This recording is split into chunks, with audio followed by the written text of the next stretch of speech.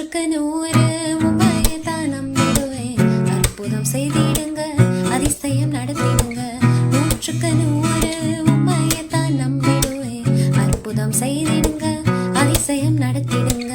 மனிதர்கள் முன்பாக தலை குனிந்து போகாமல் உதவி செய்திடுங்க, உயர்த்தி வச்சிடுங்க. மனிதர்கள் முன்பாக தலை குனிந்து போகாமல் உதவி செய்திடுங்க, உயர்த்தி வச்சிடுங்க. உம்மைதான் நான் நம்பி இருக்கேன், அற்புதங்கள் எனக்கு செய்யுங்கப்பா. உம்மைதான் நான் நம்பி இருக்கேன், அற்புதங்கள் எனக்கு செய்யுங்கப்பா. என் நம்பிக்கையே உமக்கு ஸ்தோத்திரம், என் புகழிடமே உமக்கு ஸ்தோத்திரம். என் நம்பிக்கையே உமக்கு ஸ்தோத்திரம், என் புகழிடமே உமக்கு ஸ்தோத்திரம். Praise the Lord. கர்த்தரும் இரட்சகருமாகிய இயேசு கிறிஸ்துவின் நாமத்தில் உங்கள் யாவருக்கும் என் அன்பின் வாழ்த்துக்கள். இன்றைக்கும் தியானத்துக்கு ஆதாரமாக ரோமருக்கு எழுதின நிருபம் 10ஆம் அதிகாரம் 11ஆம் வசனத்தை தியானிக்கலாம். அவரை விசுவாசிக்கிறவன் எவனோ அவன் வெட்கப்படுவதில்லை என்று வேதம் சொல்லுகிறது. Romans 10:11 For the scripture says, whoever believes on him will not be put to shame. ஆம் பிரியமானவர்களே, தேவனுடைய வார்த்தை சொல்லுகிறது, வானத்தின் பூமியும் உண்டாக்கின தேவன் மேல் விசுவாசம் வைக்கிறவர்கள், அவர் இந்த பூமியில் மனிதனாய் இறங்கி வந்து மனிதனுடைய பாவங்களுக்காக இரத்தத்தை சிந்தி ஜீவனை கொடுத்து 3ஆம் நாள் உயிரோடு எழுந்தார் என்று விசுவாசிக்கிறவர்கள் ஒரு நாள் வெட்கப்படுவதில்லையா?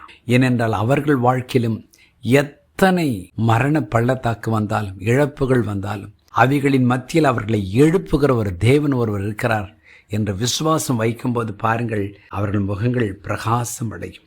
சங்கீதங்களின் புஸ்தகம் 34 மற்றும் 5 வசனங்களை வாசிக்கிறேன். நான் கர்த்தரை தேடினேன், அவர் எனக்கு செவி கொடுத்து என்னுடைய எல்லா பயத்துக்கும் என்னை நீங்களாக்கிவிட்டார். அவர்கள் அவரை நோக்கி பார்த்து பிரகாசம் அடைந்தார்கள், அவர்கள் முகங்கள் வெட்கப்படவில்லை. Psalm 34:4-5 I sought the Lord, and he heard me and delivered me from all my fears. They looked to him and were radiant, and their faces were not ashamed. பாருங்கள், தேவனை நோக்கி பார்த்தவருடைய முகங்கள் வெட்கப்படவில்லையா, மாறாக அது பிரகாசம் அடைந்ததாம். வேதத்தை நாம் தியானிக்கும் போது ஆபிரகாம் தேவனை நோக்கி பார்த்தார். 100 வயது அவருக்கும் அவர் மனைவிக்கும் குழந்தை பாக்கியம் கிடைக்கிறது. ஈசாக்கு பஞ்ச காலத்தில் விதை விதைக்கிறார், விசுவாசித்து விதை விதைக்கிறார், 100 மடங்கு பலன் கிடைக்கிறது. ஆம், இயேசுவை விசுவாசித்து பேதுரு தண்ணீர் மேல் நடக்கிறார். பாருங்கள், இதையெல்லாம் பார்க்கும்போது அவரை விசுவாசித்தவர்கள், அவரை நம்பினவர்கள் வெட்கப்பட்டு போவதில்லை. இன்றைக்கும் இந்த வார்த்தைகளை கேட்டுக்கொண்டிருக்கிற தேவஜனமே, ஒருவேளை என் வாழ்க்கையிலே நான் வெட்கப்படுவது போல சூழ்நிலை வந்துவிடுமோ என்று பயத்தோடு கேட்டுக்கொண்டிருந்தார். இன்றைக்கு ஒரு ஜெபம் பண்ணுங்கள். ஆண்டவரே, உம்மையே நம்பியிருக்கிறேன், என் வாழ்வின் ஆதாரமே நீர்தான். என் தனிப்பட்ட வாழ்க்கையில், என் குடும்ப வாழ்க்கையில், என்னுடைய சகல எல்லைகளில் உம்மை நம்பியிருக்கிறேன். ஆண்டவரே, நான் வெட்கப்பட்டு போகாதபடி நீர் என்னை நடத்தும் என்று சொல்லுவோம். அநேக நேரங்களில் தேவனை நம்பும்போது நாம் செயல்பட வேண்டிய சில காரியங்கள் உண்டு பிரியமானவர்களே. அந்த காரியங்களை நாம் தேவ சித்தத்தின்படி செயல்படுத்தினால் நம்முடைய முகங்கள் நிச்சயமாக பிரகாசம் அடையும்.